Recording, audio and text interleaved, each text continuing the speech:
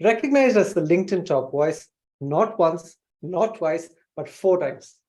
A strategic advisor to several companies in the tech space, founder of Ascension Media Productions, uh, a firm that's helping teams build their brand presence, an SDR coach, a huge advocate for SDRs, a name that's synonymous to all of this, everything that I've mentioned, Morgan J. Ingram. Thank you so much for joining us today, Morgan. I'm super excited to have you here. I'm excited to be here as well. Thank you so much. Morgan, I think I've been thinking, so every episode that I do, I usually have a theme to it.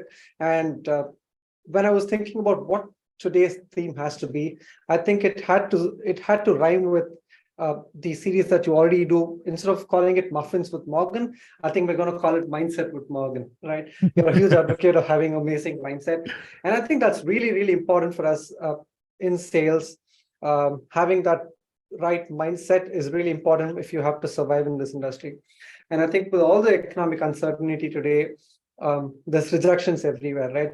Pick up the phone, I'm not interested. Send an email, I'm not interested. So it's just out there. Things are getting harder for SDRs. What's your number one advice for SDRs to do with their mindset? How should they survive or thrive in times like these? This year is most likely been one of the harder years for people, excluding probably 2020 COVID, because that was a blind side. But yeah, this year is hard. You have layoffs, you have these things going on, right? I'm just acknowledging what's happening. Now, that doesn't mean that it's a doom and gloom scenario. I think the mindset that most people need to have is, if I can get through this, I can get through anything. And that's what you always have to remind yourself. Like, life will continuously have its obstacles and get hard. So if you're able to go through a very difficult time, will make life easier and smoother for you moving forward. Not to say that it's going to be a breeze, but it will make it smoother. And so what I believe you should be focused on right now is, every single day I'm honing my skill sets to become better. That allows me to be not only a better SDR, but a better account executive. It could even be a better business owner if you want to do that at the end of the day. So I think your mindset needs to be on, how can I continuously upgrade my skill set and not worry about the external factors. One of the things that we would always talk about when I was at JV Sales, I'm no longer there. John would say, control what you can control. And that's what you have to always focus on, is controlling what you can control. And that should be your mindset. Everything else you can't control, it's a waste of your energy and a waste of time. I really like that. And I think, again, since we're on the topic of mindset, I know you're a big advocate of having the Mamba mentality, right? Kobe Bryant all the way. It's all about putting in the work. And again, this is more and more important for SDRs. What's that mindset Morgan has when he gets into his cold call block? Do you do like a prep before your cold call block? How do you prep for it? How do you make sure that you go in with that right space of mind to get some meetings going? You do cricket in India. That's the biggest sport in India, right? Yeah. And I guess the easiest for people that's in the States, it's very similar to baseball to a degree. But is there walk-up music when people go up to go bat in cricket? For example, there's ex-Indian captain. His name is MS Dhoni. So when he walks in, there's just a plethora of music. There's just different things that's going to hype him up. Every time he walks in, it's a different music. And I think it's all back to the DJ on the floor. Perfect. So now that you have the cricket context, in baseball, for people listening in the States, most batters, if you go to an MLB game, you'll notice they have the same song when they walk up. Now, the whole thing around this is called priming. So psychologically, if you do something like music, for example, before you do a task, you program yourself to do certain things. So I actually listen to the same music almost every single day. It doesn't really change when I'm working, because it puts me in the motion of, I'm going to work to go do something. Even in the gym, I pretty much listen to the same music. So that might sound boring to some people, but it's the Pavlov's dog concept that once you play something over and over and over again, subconsciously, your body knows that it's time. So what I mean by that is, when you cold call, before you even get into it, you need to figure out what song is going to like hype you up before you get into it, or maybe calm you down. I don't know. It depends on who you are. Yeah. So figure out what that song is. I'm not going to tell you what song to go play. That's up to you. But we all should have some type of song going into, or playlist going into our cold calls to prime ourselves. And then what I also say is, I believe this in cricket as well. In baseball, there's the kind of like the batter circle. Before you go up to the mound, you have you're practicing your swing before you go on the plate. The problem that most reps have is they just get on the phone and they're not even prepared. So they get on the call and they're like, "Hi, my name is," because their voice is screeching because they didn't practice, right? Yeah. So you need to practice before you actually get up to the plate. You need to practice before you get on the phone. Do some mock cold calls with your colleagues. If you can, go listen to some calls, get yourself prepared for it. And then once you're calling, don't do other things. Don't be like checking LinkedIn and your email and looking at your phone. Like it's a lot going on. So hyper focus on the hour of making calls and you'll get at least 40 to 50 calls in. But if you're like messing around, then yeah, you're not going to get a lot of calls in. So if you hyper focus and do 2 1-hour call blocks a day, you should be able to get 80 to 100 calls a day. And I'm just speaking off experience of me being an SDR. Like that's on average what I would get, even more if I really wanted to. And I did 3 1-hour call blocks. So this is all doable. It just comes down to focus and discipline. One thing that I agree with you is the song selection is something that is individual to everybody. What's your ride? What's your song? What's the song that peps you before your blocks? So people listening in, I'm from Atlanta. So, you know, we get a little like, you know, ratchet with our music here. So the music that I listen to is like Gucci Mane. So, but old school Gucci Mane. So this is like, That's My Hood, Pyrex Pot, My Kitchen. Like these are the things that I listen to get prepared. I like to listen to some Gucci Mane, but everyone is going to be different. I'm also a huge fan of London grime rap as well. So I'll listen to Stormzy, Heady One, AJ Tracy as well. So depends on what the day is, but like that's like my rotation. Got it. So talking about music, Morgan, the little birdie told me that you're a huge fan of Bollywood music as well. I've been hearing some stuff about Morgan's experience with Bollywood music. I hear that you've danced to some Bollywood tunes. You want to tell us a little the inside story? What's the picture? Yeah, so if you ask me what songs there were, I won't remember the songs. Now, if you played them, I'd probably be like, okay, yeah, I remember that, but I don't know the song name. So I don't know. I wouldn't answer. I'm not going to fail that trivia, but I was in India. I was in Chennai. For those who know Southern, that's where you're at. It's in Southern India. And after the training that I did, they were like, hey, we're going to go do like, you know, Bollywood party, Bollywood music, the whole thing. Now I had no idea what that meant. But I was like, sure, I'll go. Now, here's the interesting part about it. The first half, wherever they rented out the whole entire place, the company did. I was like, all right. The first half, it was like music that I knew. It was like Drake and stuff. I was like, oh, cool. Yeah. Like, okay, if this is the part is gonna play Drake, like this is fun. And then at the halfway point, they shut off the Drake music. And then like I hear drums and I'm like, what is going on? Like, what am I a part of? Whole music switches up, right? Bollywood, everyone just starts dancing and has a routine. I'm just confused, right? I have no idea what's going on. Then they're like, hey, Morgan, you want to get involved? I'm like, I don't really know. And then I start getting involved in the dancing and I start getting it and I get into it. So I was like, oh my goodness, this is absolutely wild. So very, very quickly, that's how I got into the Bollywood mix. And it was a ton of fun. Oh yeah, it was a ton of fun. So I learned a couple dances. I taught them some Atlanta dances. It got fun. It got fun. And so yeah, that was my Bollywood experience. I came out of there drenched in sweat. That's like just not what I expected. But it was a blast. Not new to us.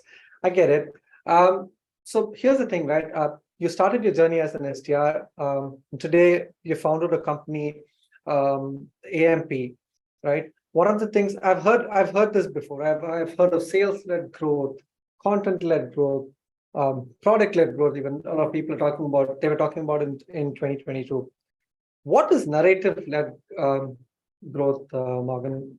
You're building something. You're onto something unique. What's this all about? What do you guys do at AMP? So when you think about the landscape today, the products are getting scarily similar. Yeah. And even if a product comes out with the update, the competitor company could come out with that in 3 to 4 months now. Easily. Right. They can go get the dev team, they can go figure it out. AI, it just moves too quick. So now you have to think about, all right, product-led growth, that's fair. But if the products are similar, you know, what's going on there, right? And if you also think about content-led growth, okay, content's good, but if it doesn't have a good narrative or themes, it doesn't matter. Content is like basically nothing if it has no context. And all the other creator-led growth, well, okay, you could have really good creators, but if they're not have a good narrative, it doesn't matter, right? You think about people-led growth, well, the people have to follow a narrative in order to be successful. So the way that I thought about this is like, what overall, what's been the most successful in terms of entertainment? Because if you think about it, B2B is turning more into marketing and more into media, more into entertainment. And that's what you have to look at. Otherwise, people are not going to know your product. I know really good products right now, they don't have the marketing presence, so nobody knows about them, right? Good product, no one knows. It's not a build it, people will come era right now. It's completely changed. So I'll give 2 examples on like why narrative growth is critical and like how it correlates to what's going on right now. So Marvel, are you a Marvel fan?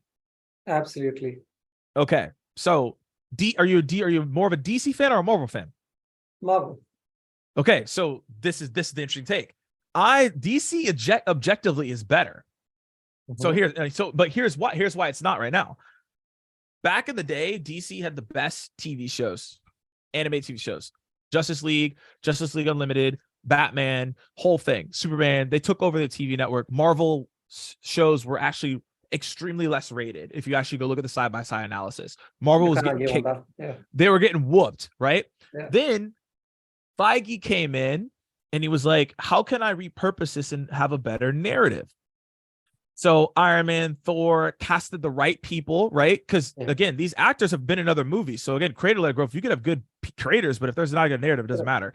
Marvel had a really good narrative saying, hey, we're gonna build this all the way to Endgame, and we're gonna build on this for years, and you have to follow this journey. To the point where I'm watching Ant-Man, I'm like, I don't even care about Ant-Man. But because of the narrative, I'm watching Ant-Man. And that's what they were able to do, is create that narrative, even though the movies and the product are very similar to DC. And DC at the time had Batman series, so they were already ahead of them, right? But Marvel was like, we're gonna take the longer route, and they are now objectively beating them because DC's trying to catch up, and they're chaotic. Their movies are not that good. Like, and that's just the facts, right? Then let's look at another example. I know out of India, you have Hippo, Vidyard, Loom, and let's use Wistia.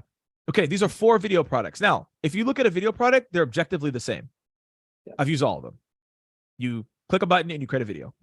And then there's a library of videos. Now, is there nuances in each product?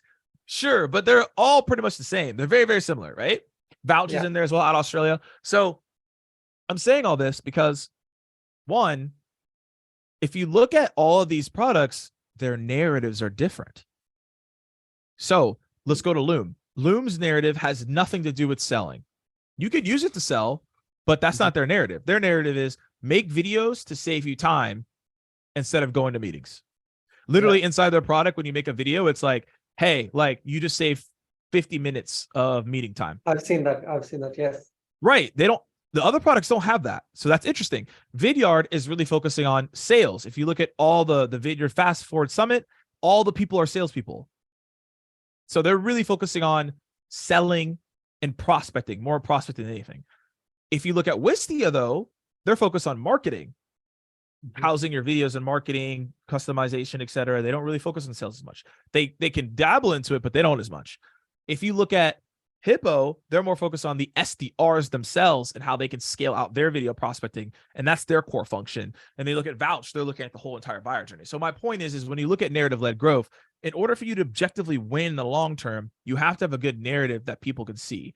Gong also did a good job of that as well. So if you know what the brand narrative is, you can correlate that to the content narrative, and you create a themes and pillars around that, you can successfully be the person in the market that's ahead of everyone. And now your competitors are the shadow of your content. So when I just look at everyone who's been successful, narrative-led growth is truly the answer moving forward, because if you have a good product, that's great. But if you don't have a good narrative around that product, it doesn't matter. And Loom is a good example of that. Vidyard has done that. Gong has done that. And each company will continuously do that because the narrative is what people buy into, just like we see with Marvel, the highest grossing franchise of all time currently right now. So I think from what I understand, building a brand narrative goes hand in hand with the entire concept of storytelling. And storytelling is definitely an art. You with me on that? The thing is that everything has a science, and then everything also has an art. So there's a framework to tell a story, because consistently, if you look at every TV show and movie, et cetera, or even books, they all follow a framework and they all follow an arc. I forgot where I read this in a book somewhere. I forgot. I'm legitimately forgetting right now.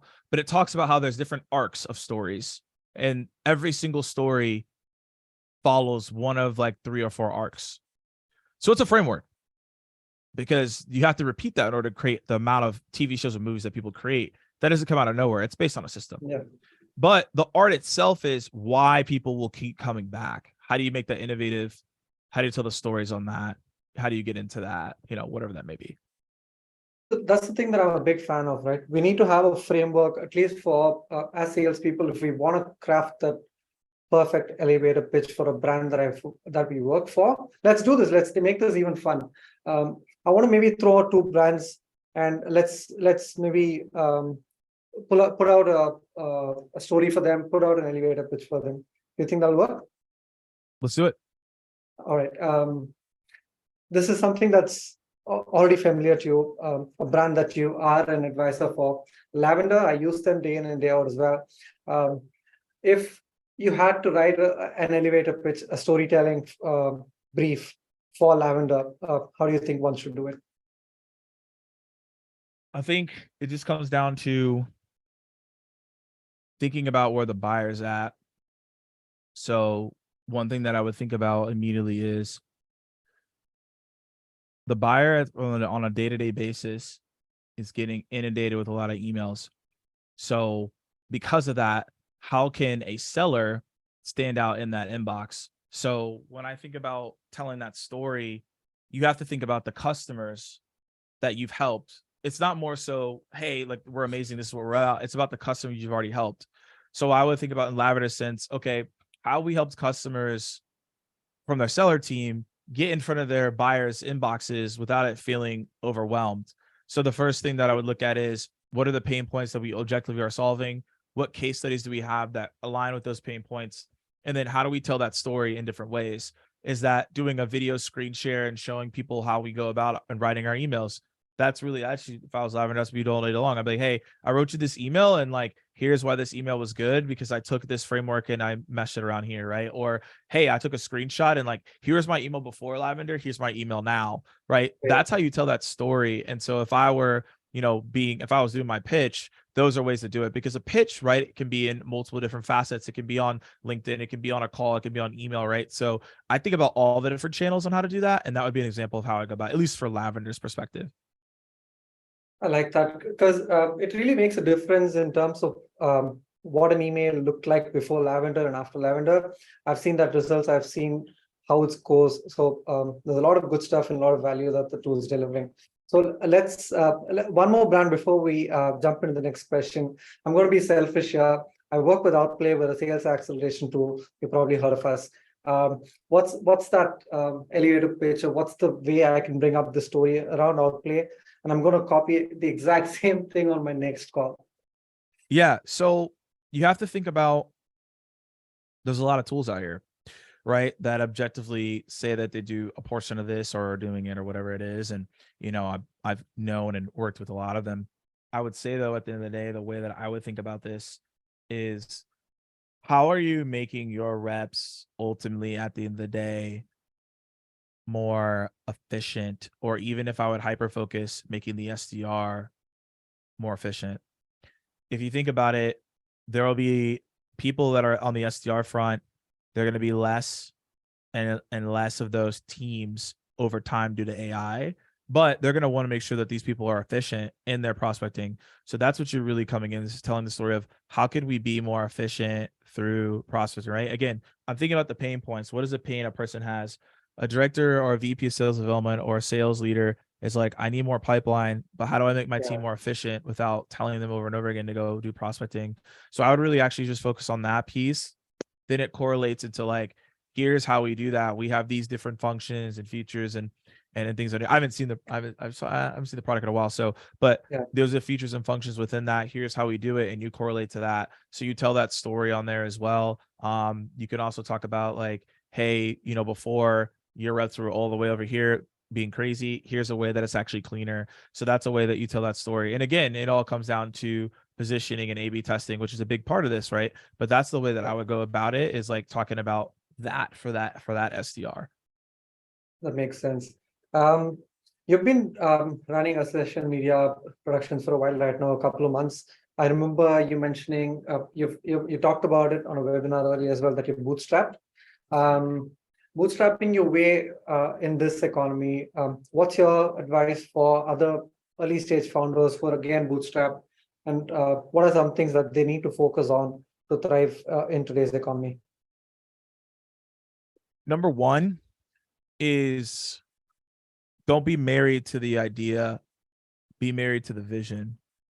So I've pivoted like multiple times, but they're not like hardcore pivots.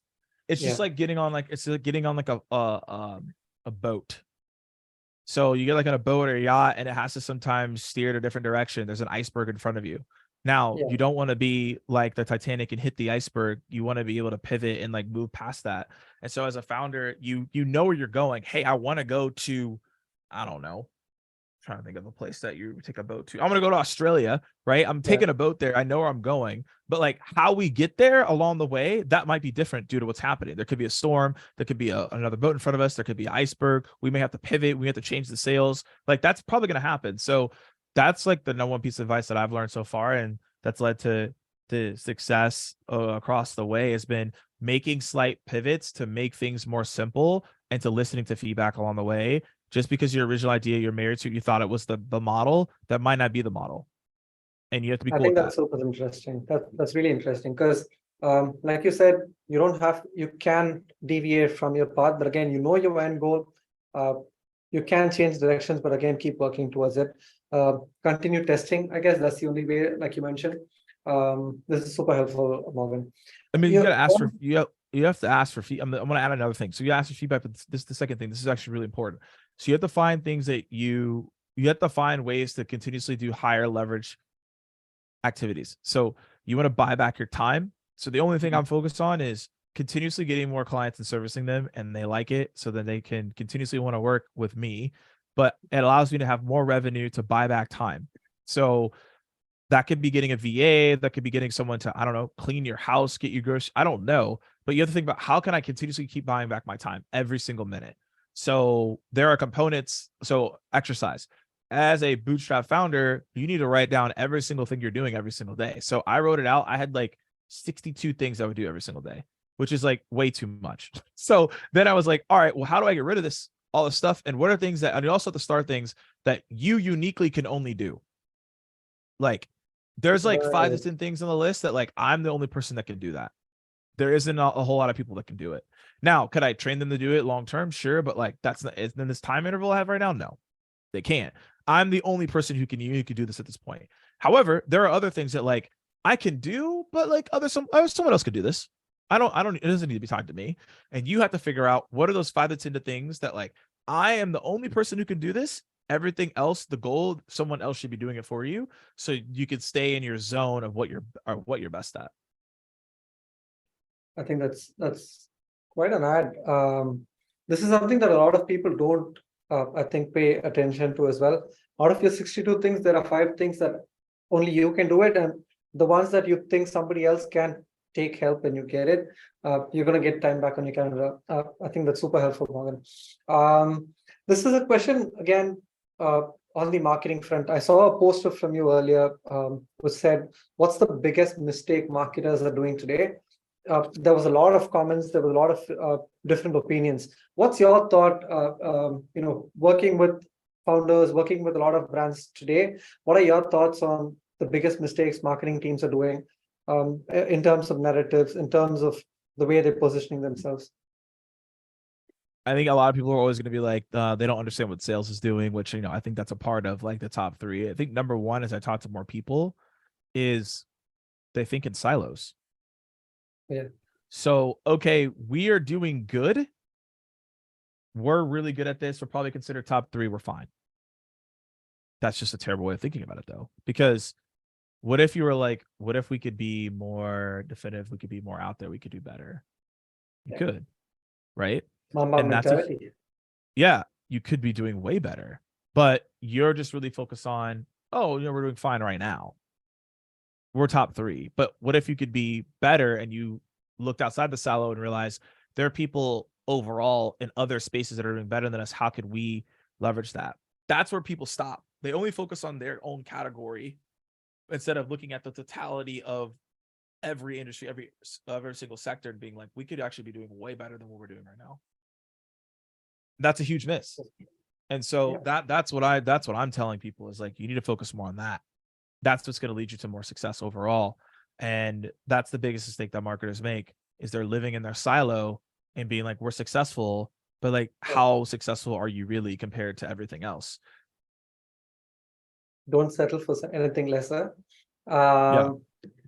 Marketing in 2022 versus what it is today, what's changed, and how do you see some of the mistakes teams that, the teams that are doing these, how do you see that impacting their growth or revenue?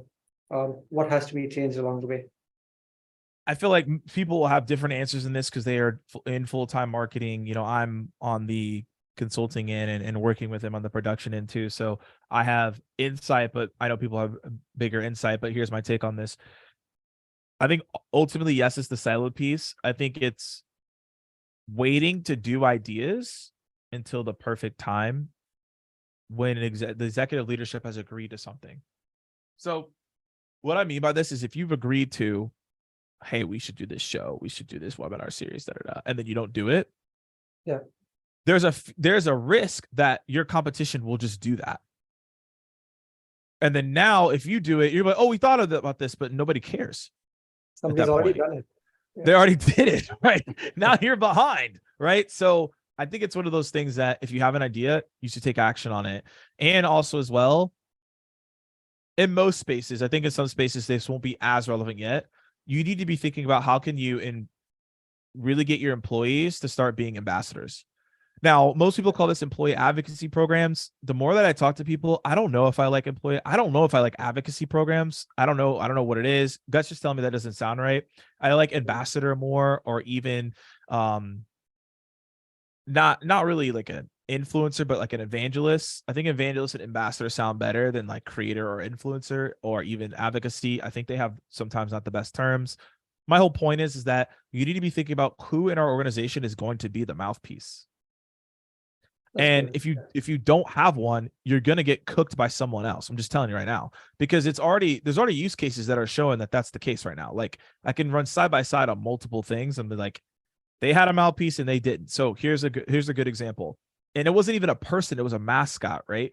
Coca-Cola has the polar bear, right?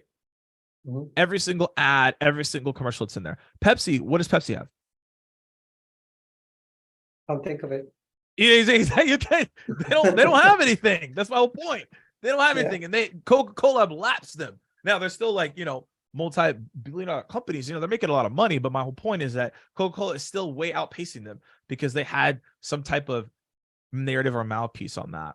So if you think about that, you have to have some type of person that's going to speak on behalf of what is going on. Otherwise, it will not be successful. Even if you look at the WWE, if you look at UFC, like the times that those brands are the hottest is like a Conor McGregor, The Rock, Stone Cold, all these, when they are like the peak of like what they're doing, like it makes the brand better.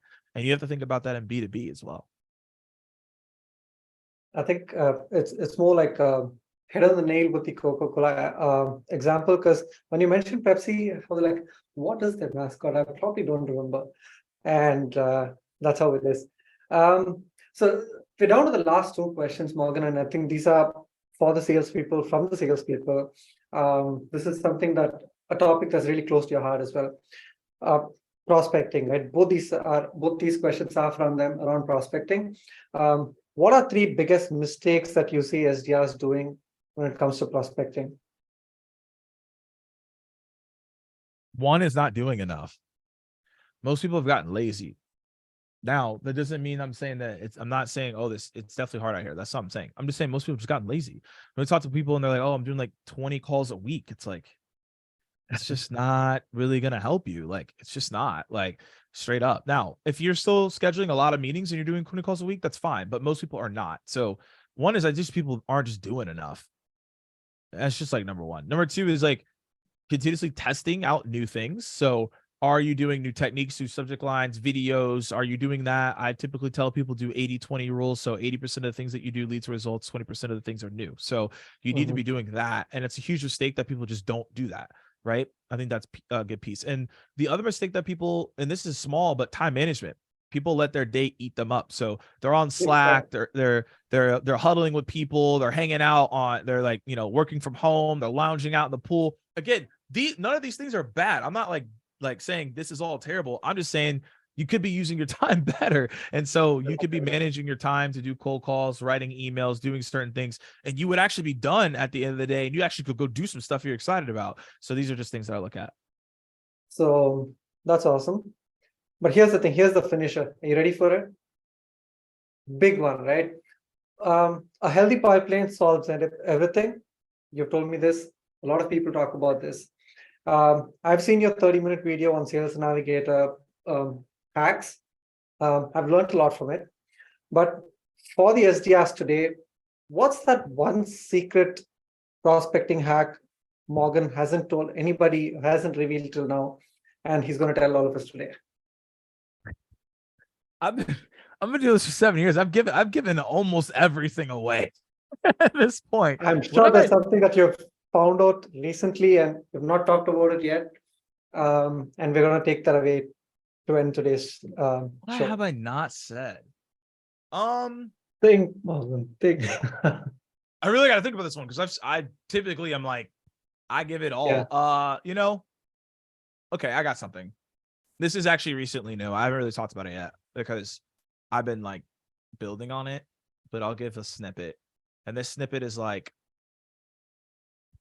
1% of the things I've done so far. So that just tells you how deep I am in this. So AI, we talked about it. We talked about it a little bit. If you are doing an email, let's go back to what I said. You're testing something new and it works. Yeah. What most people do is they want to replicate that, but they don't know how. So the new technique that I've been doing that has been successful is I will take that email and put it inside of ChatGPT and say, hey, can you analyze this email, analyze its sentiment, its tone, its words, the call to action, and then basically say, remember this framework. And it'll be like, okay, I remember the framework. Then what I'll do is, let's say I'm going after a VP of sales. I'll put in the challenging priorities of the VP of sales and say, remember these challenging priorities of the VP of sales. And I want you to act as if you're a VP of sales now. And ChatGPT will be like, I'm a VP of sales now. So then you put in the same email that you put at the top and you say, can you analyze this email as if you're a VP of sales and why you would respond to it? And it tells you why you would respond. And it'll tell you like what the reasons it was compelling. Then, but it's not over. We're not done yet. Then after that, I'm going to say, hey, can you write 5 more emails that you would respond to? And then remember, it remembers the framework. So it'll write 5 more emails that potentially response. So now you're like, how do I create a campaign? Well, that took me like 5 minutes to do. So now you have a new campaign that you can run. And then on top of that, you can be like, okay, thanks for this email. Can you write me a cold calling framework based on this email? And then I'll write you out a cold calling framework and then say, can you write an introduction that will like spark the VP's interest based on this information? And it'll give you that. So essentially now you've created a new cold calling talk track that you can try out. You have a new email campaign you can run, and then you can do that. I've been doing it lately and it's been working really well for me. I'm sweating. It was in there. I had something. I haven't shared that one yet. That's awesome. First time audience are going to hear it. I'm going to put this out as a snippet. This is for you guys. This is Morgan J. Ingram, ladies and gentlemen. I'll see you on the next one. Bye. All right. Cheers, everybody.